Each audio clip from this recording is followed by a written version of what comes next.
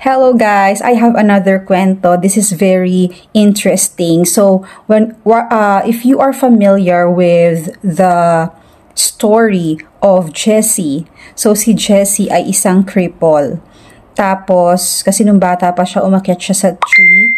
And then, nahulog siya. So, parang na-paralyze yung legs niya. And, nung mga bata pa sila, so he had a younger brother who used to take care of him, but then parang nung lumaki sila is nang ibang bayan tong si younger brother, tapos naiwan siya doon. So siya, wala siyang magawa kasi nga cripple siya, disabled siya, so hindi siya makapagtrabaho or whatnot. And ang ginawa niya is he went to the pool of Bethesda. So yan yung paniwala noon na yung pool na yon ay bigla na lang siyang nagbo-boil, and yung belief nila that whoever went to the pool, the first person who went to the boiling area or part of that pool ay mahihil. So si Jesse and yung si Simon na younger brother niya, they are followers of God, like they really believed in God. But then dahil nga si Jesse ay naiwan mag-isa, so ang tendency niya is pumunta na lang siya dun sa pool of Bethesda para makapunta dun sa boiling part or boiling area nung pool na yon para ma-heal. So yun yung ginawa niya kasi wala na nga siyang ibang maisip gawin. So nung time niya ni Jesus Christ, so Jesus was that time siya ay nag-iikot-ikot na, tapos gumagawa na siya ng miracle. So what happened was, si Jesus ay pumunta doon sa pool na yon, and sina Simon Peter and the other disciples, parang 2 or 3 silang tatlo na disciples na pumunta or sumama kay Jesus. Tapos sabi ni Simon Peter, Jesus, what are we doing here? Do we have a business here?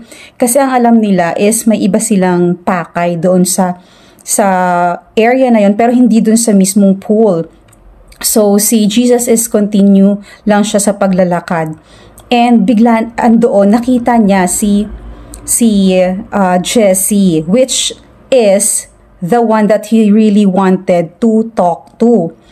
Tapos sabi niya, oh, there he is, sabi niya ganun. Tapos itong sina Simon Peter, so ano kaya yun yung gustong gawin ni Jesus? So sunod-sunod lang sila. And then nung malapit na sila kay Jesse, sabi ni Jesus, it's you, the only one who doesn't belong here. Sabi niyang ganon. So, ang parang na-surprise itong si Jesse kasi sabi niya, sino itong taong ito?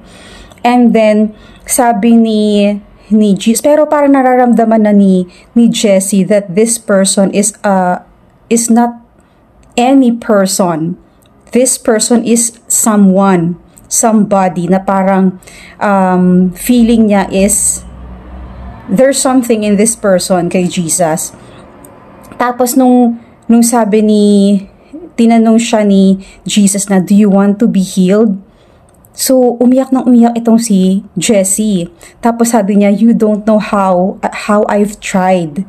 Sabi niya, lagi daw siyang nakikipag-unahan, at minsan pag malapit na siya ay may ibang tumatapak sa kanya, kaya hindi siya nakakauna doon sa boiling part ng pool na nakakagaling, na sa paniniwala nila ay nagpapagaling. And then sabi ni Jesus, sabi niya, I'm not asking who is helping you, who doesn't help you, and who tramples you. Sabi niya, yung who gets in your way, hindi ko tinatanong yan. Ang tinatanong ko is, do you want to be healed? Tapos syempre ito si Jesse, iyak pa rin siya ng iyak. Tapos sabi niya, yes. Tapos Sabi ni Jesus, you know that this pool has nothing to do with healing you. Sabi niya ganon. You know in your heart that this will not help you. You only need me, so why are you here? Sabi niya ganon.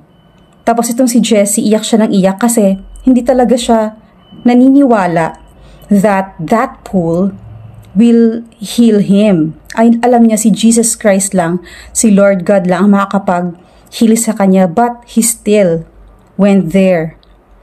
So, tinatanong siya ni Jesus, bakit ka nandito? And yung sinagot lang niya is, I don't know. So yun, pero sa heart niya talaga is, he knows that only God, only Jesus Christ can heal him.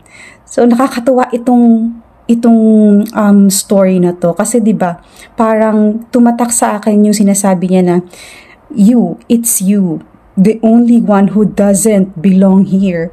Kasi yung mga taong nandoon talagang umaasa lang sila na yung paniniwalang yun ang makakapagpagaling sa kanila.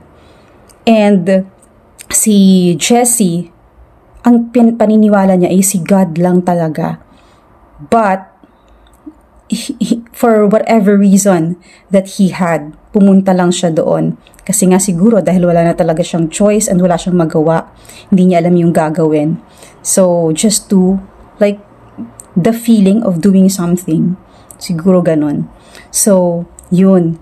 So sa dinami-dami ng businesses ni Jesus dun sa Jerusalem, madami siyang parang mission, but then talagang pinuntahan niya si Jessie.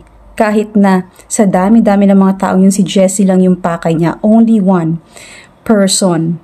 Pero pinuntahan niya. It's like, parang nako-correlate ko siya sa 100 sheeps na kapag may nawawalang isa, talagang si God, si Jesus Christ, talagang pupuntahan niya yun.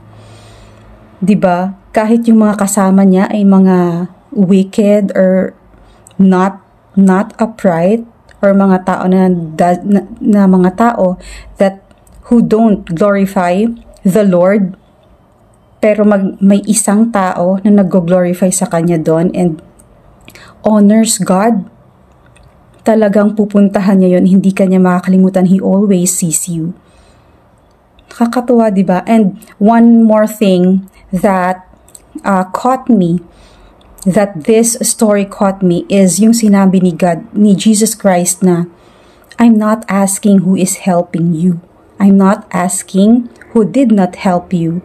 I'm not asking who gets in your way. I'm asking about you. Do you want to be healed? So kung iisipin natin ngayon, 'di ba, pag may pinagdadaanan ka, you are like nag-focus ka dun sa mga, kasi ito hindi ako tunilungan, kasi ito lagi akong hinihinder sa mga bala ko, mga ganyan-ganyan. Yun dun tayo nag-focus eh. But here, Jesus Christ is teaching us to focus. Focus on Him. Because He is the only one who can heal us, who can deliver us, who can hold us with His righteous hands. Yung mga bagay na naghihinder sa atin, or yung mga bagay na naghi-help sa atin, He doesn't care about that. Kasi siya lang. He can control everything. He can do lahat ng kayang gawin ng mga tao around you, lahat ng mga circumstances na yun. He doesn't care about that because He has the power. So, kung iisipin mo, parang ito na-relate ko siya dun sa verse na, sa passage na sabi, if God has a plan for you, no opposition can go against it.